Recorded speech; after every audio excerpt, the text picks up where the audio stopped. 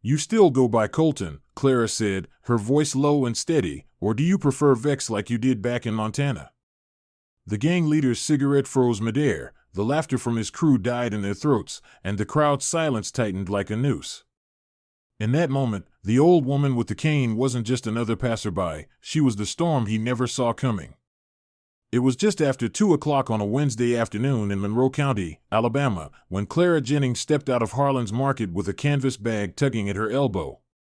Inside was a bottle of sweet tea, a roll of sugar-free lemon drops, and a small bouquet of lilies wrapped in brown paper. The humidity hung thick and sticky, clinging to the skin like an unwanted memory. Clara's bones were already grumbling from the walkover, her cane tapping softly against the sidewalk, the rubber tip scuffed from years of use. She wore her usual faded floral dress, the one with the missing button near the collar that she never got around to fixing, sturdy beige flats, and a wide-brimmed straw hat that shielded her face from the punishing sun. Her gait was slow but deliberate. Every step counted.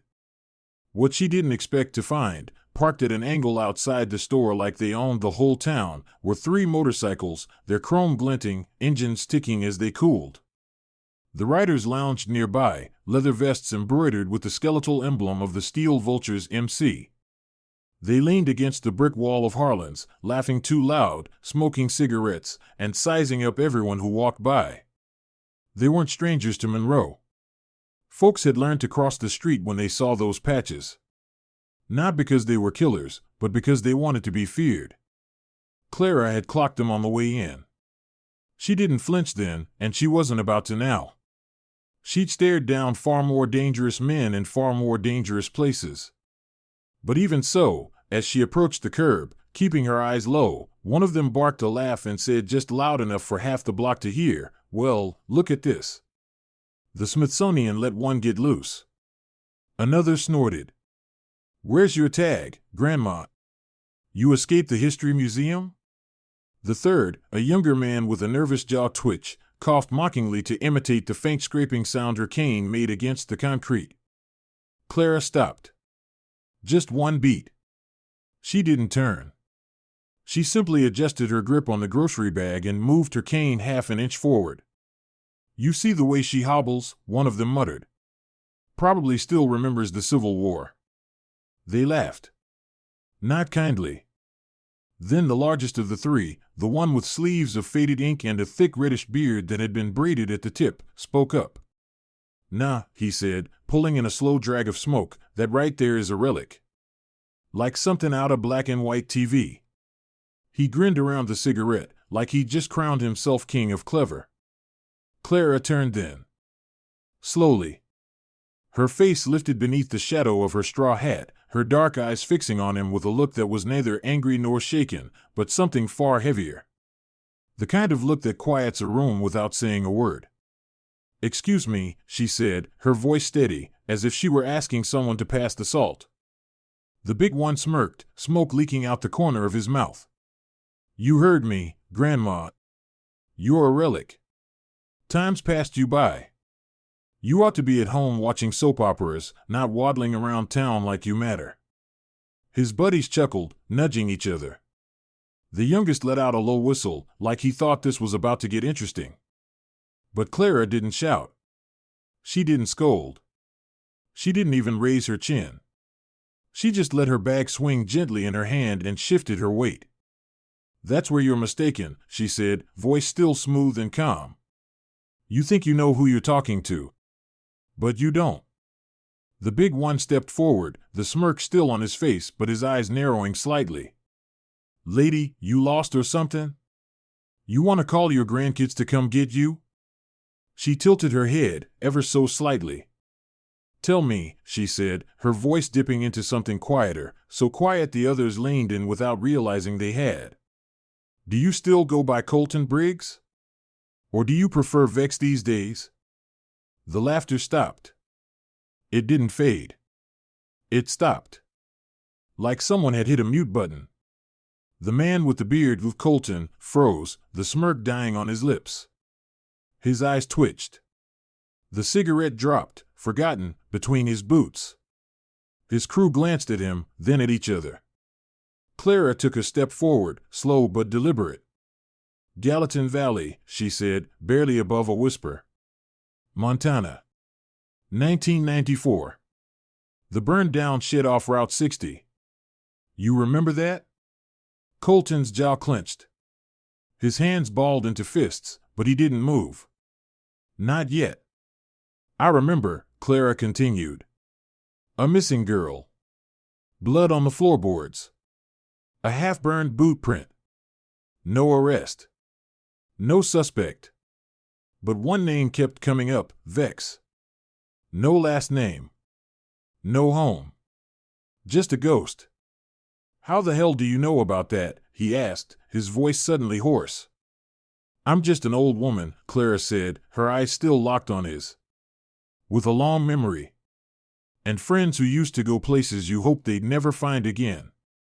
The younger biker with the jaw twitched back to step off the wall, suddenly looking a lot less entertained. You better watch your mouth, Colton growled, trying to reassert control. You're stirring up things you don't understand. Clara leaned on her cane. You ever wonder why that case never made the papers? Why nobody came asking about that girl again? You think that's luck? Or did someone make it disappear? He took a breath. Too fast. He was unraveling, and Clara could see it.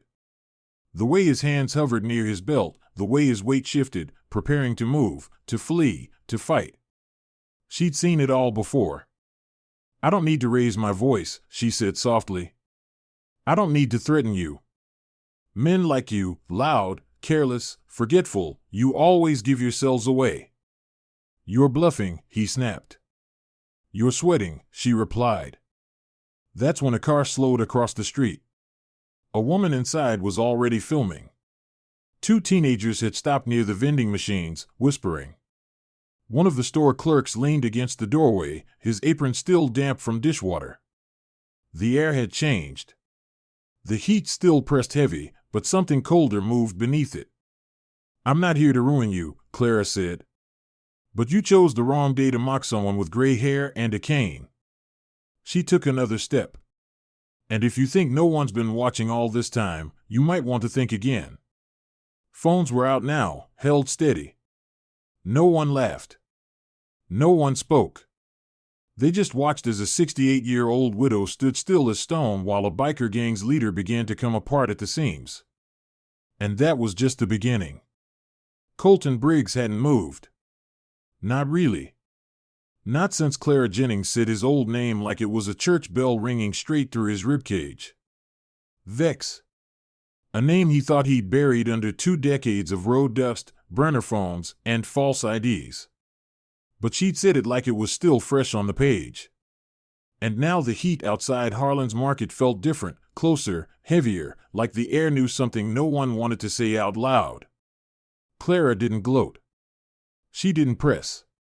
She just stood there, cane planted like a stake, her expression calm, eyes unblinking. The sun lit her from behind, turning the curve of her hat brim into a silhouette, as if even the light itself bent around her. Across the street, a young woman in nurse scrubs had stopped mid-step, phone tilted slightly as she filmed. Behind the glass of the market door, an older man in a Bass Pro cap whispered something to the cashier and stepped out onto the sidewalk, his mouth drawn tight. Nobody was laughing anymore. Not even the Steel Vulture's crew. Especially not Colton. Who are you? He asked, finally, his voice not loud now but taut. Like a rope pulled just short of breaking. Clara shifted her bag from one hand to the other. Doesn't matter, she said. Not anymore. What matters is that I remember. And I don't forget what matters. Colton didn't respond. He was calculating now, his eyes scanning Clara's posture, her bag, her cane, as if somewhere in all that stillness there was a threat he couldn't see coming. And there was. But it wasn't in her hands. It was in what she knew. And more importantly, what she wasn't saying.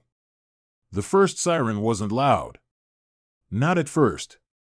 Just a distant warble carried on the breeze from the south side of town. But it was enough. Colton's eyes flicked toward the sound. His crew followed. Clara didn't flinch. They'll be here soon, she said softly.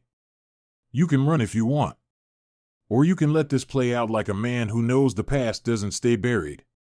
He stepped forward suddenly, like he meant to intimidate, to shake something loose from her. But she didn't move. Not an inch. She didn't even blink. And that stopped him cold. You think you've got something on me? He asked, lower now. You think you can walk up here with tea and candy and ruin a man's life? Clara tilted her head. You ruined it the moment you laughed at that girl screaming behind that shed. I was one of the people called in to try and fix what you left behind. And I never forgot your name. Or that tattoo on your neck. Or the sheriff's report that mysteriously vanished from the system 6 weeks later. One of the bikers muttered a curse under his breath. The youngest one, Eli, his name would later turn out to be, took a step further back. Clara caught it. Her eyes flicked to him, quick and sharp. She saw the fear blooming under his skin. Not fear of her. Fear of what she'd uncovered. Of the man he'd been riding with. The sheriff's cruiser arrived just as the air reached its tightest point. A dust trail behind the tires, lights flashing, but no siren. Clara watched as Sheriff Raymond Ellis stepped out of the vehicle, tall and broad-shouldered, with a mustache that hadn't changed much in 20 years and a habit of pausing before he spoke, like he weighed his words on a scale you couldn't see. He looked at Clara first. Nodded once. Miss Clara, he said. You all right? I'm fine, she replied. But I need you to run a name for me. Colton Briggs, also known as Vex. You'll find him flagged in connection to a sealed case file. Gallatin Valley, Montana. March of '94. Missing girl. Burned out shed. Sheriff Ellis didn't blink. But something behind his eyes registered. A long memory. Or maybe a long-shelved suspicion. He didn't ask questions. He didn't argue.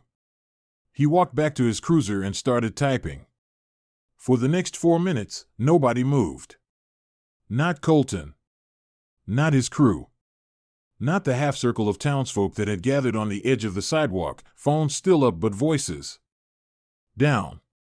The only sound was the soft rattle of leaves in the wind and the mechanical hum of the cruiser's onboard system processing something that hadn't been touched in decades. When Ellis stepped out again, his entire face had changed. He wasn't just the sheriff anymore. He was a man holding a piece of history he hadn't expected to touch again. It checks out, he said. Alias matches.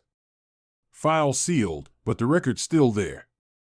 Enough to bring him in for questioning. Colton stepped back. Not far. Just enough to show that he knew what was coming. Clara didn't speak again. She didn't need to. Colton's crew stared at him, no longer brothers in arms, but witnesses to something unraveling in real time. No one stepped forward to defend him. No one said a word. They didn't know the story.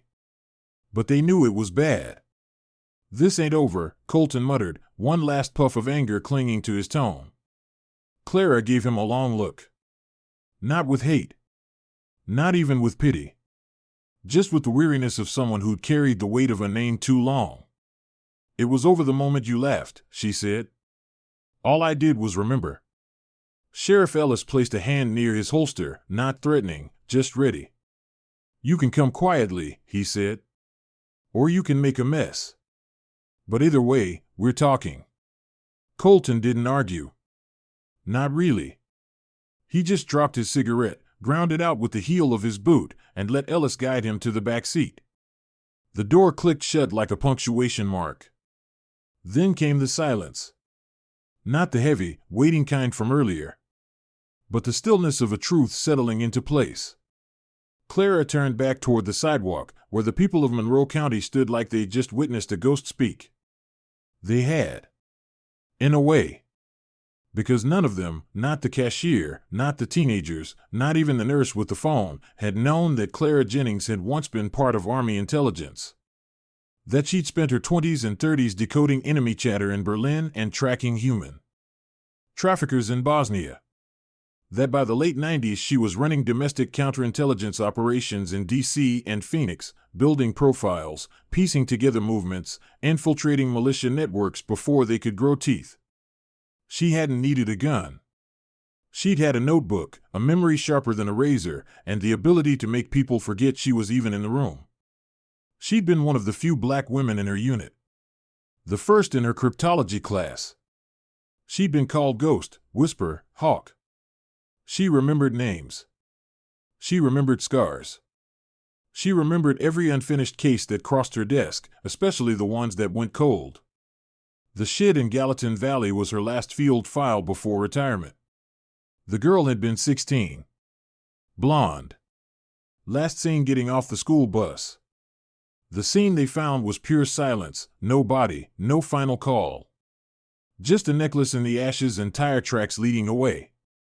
The report had gone missing 2 weeks after she submitted it. The man called Vex had vanished.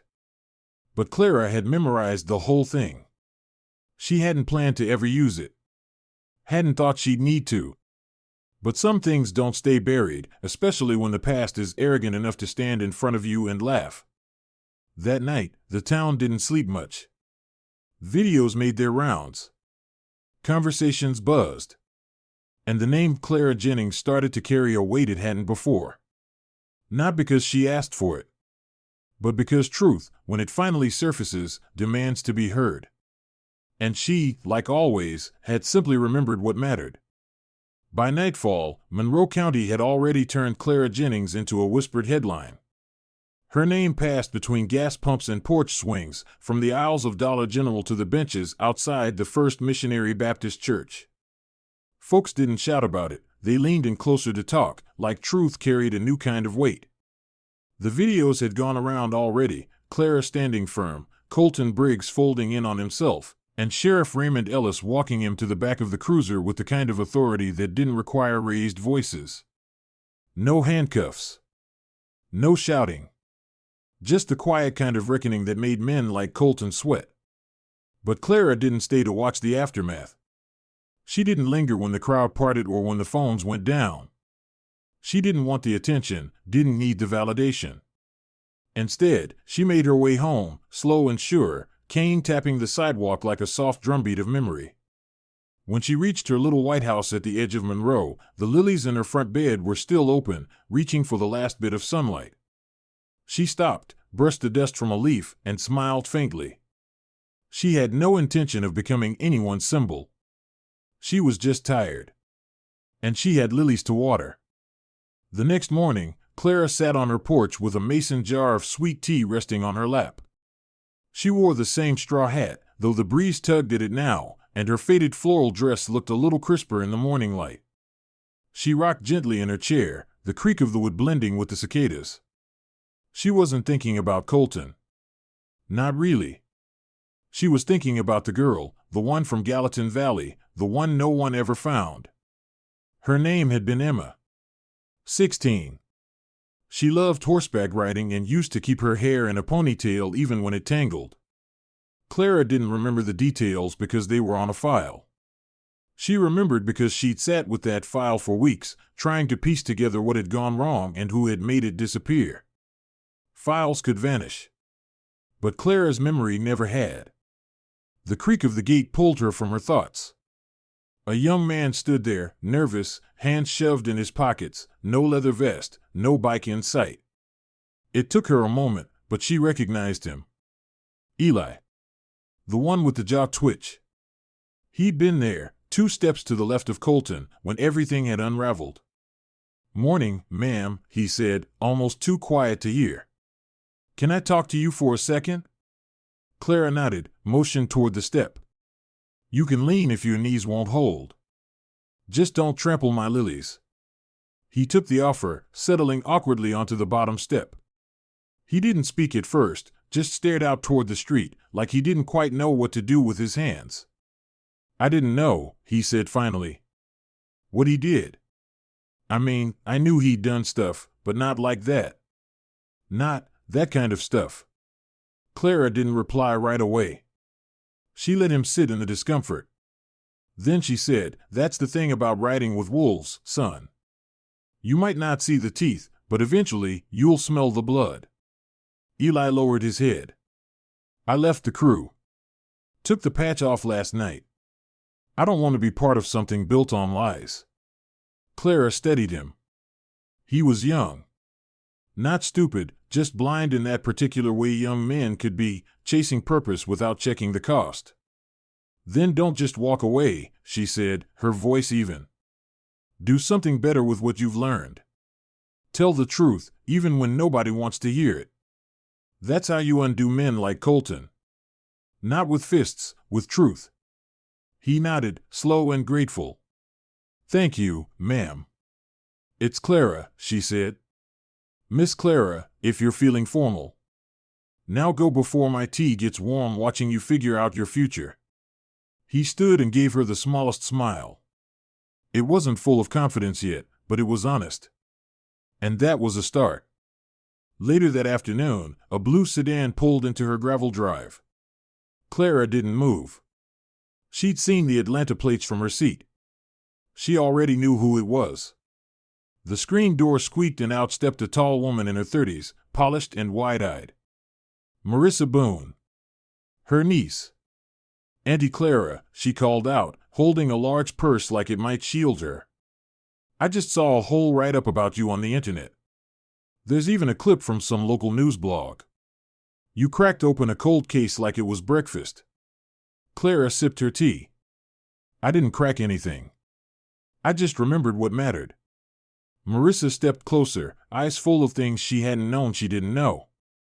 Why didn't you ever tell me? About the Army. The intelligence work. Any of it? Because it wasn't for everyday conversation, Clara said, calm as always. And because you never asked. Marissa sat beside her, heels sinking slightly into the soft dirt. I thought you were just retired. I am retired, Clara replied. Retired doesn't mean hollow. It means I've earned the right to sit in silence. They sat that way for a while, letting the warmth settle around them like a blanket. Marissa looked at her aunt differently now, not just as the woman who mailed birthday cards early and sent lemon bars at Christmas, but as someone who had lived a second life beneath the one everyone else believed they knew. You scared that man, Marissa said after a while. I wasn't trying to scare him. I was trying to stop him, Clara replied. You think you did? I think I made him stop talking long enough to hear the truth. That's more than most ever get. Word about what had happened continued to echo through the town. In beauty shops, women paused their dryers to rewatch the footage. In barber shops, old men passed phones between checkers games, shaking their heads. At the church social that weekend, no one asked Clara to explain, but they all brought extra lemon bars. People started to see her a little differently. They waved first. They paused longer at her gate. But Clara didn't lean into it. She stayed home, tending her lilies, folding laundry, sitting quietly with her thoughts. Until Monday afternoon, when a young woman from the Monroe County Ledger knocked on her door.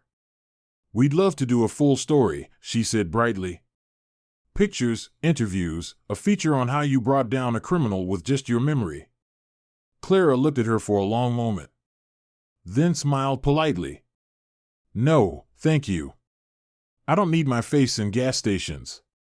I don't need my name in bold. I just needed the truth to breathe. The reporter blinked, thrown off but respectful. Is there anything you'd like people to know? Yes, Clara said. That age doesn't erase history. That quiet doesn't mean weak. And that power, real power, doesn't need to shout. After the woman left, Clara returned to her porch. The breeze had picked up again, rustling through the lilies. She rocked in her chair, cane resting nearby, and watched the shadows stretch across her lawn. People would talk. That was fine. But she hadn't done it to be remembered. She'd done it because silence, after a while, starts to rot the soul. Some truths need air. Some names need light. And sometimes, the most dangerous thing in the world isn't a gun or a badge or a gang patch. It's a woman who remembers. As the sun dipped low and the cicadas began their evening song, Clara spoke quietly to herself, almost a whisper. They thought mocking an old woman made them powerful. But real power? It remembers. It waits. And it doesn't shake. And with that, she closed her eyes, breathed deep, and rocked gently into the quiet, knowing the town was just a little more awake than it had been the week before. Sometimes the strongest voices in a room are the ones that speak the least. Clara Jennings didn't confront a gang leader with noise, rage, or threats. She confronted him with something far more powerful: memory, truth, and quiet resolve. In a world that often mistakes volume for strength, her story is a reminder that real courage doesn't always come wrapped in sirens or shouts. It often sits on a porch, wrapped in a floral dress and a straw hat, holding on to what others have long forgotten. There's a lesson here, not just about justice, but about dignity.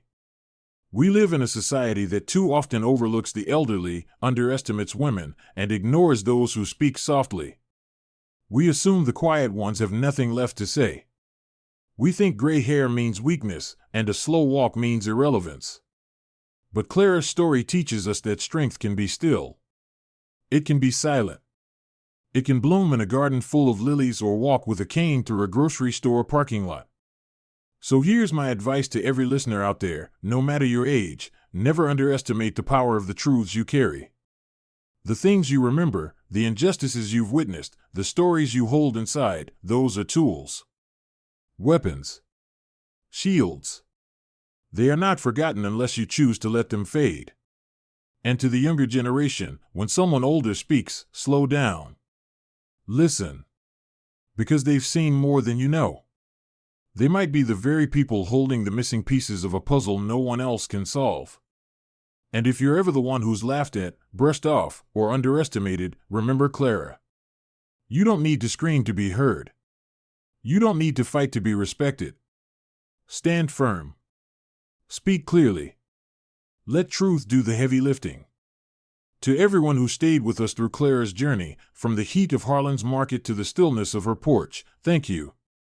Your time, your heart, and your attention matter to us more than you know. This is U.S. Instructive Stories, where we don't just share tales, we share reminders. Of courage. Of justice. Of the quiet kind of power that changes everything. Until next time, stay watchful, stay wise, and never forget, some of the strongest people you'll ever meet are the ones you've overlooked all along.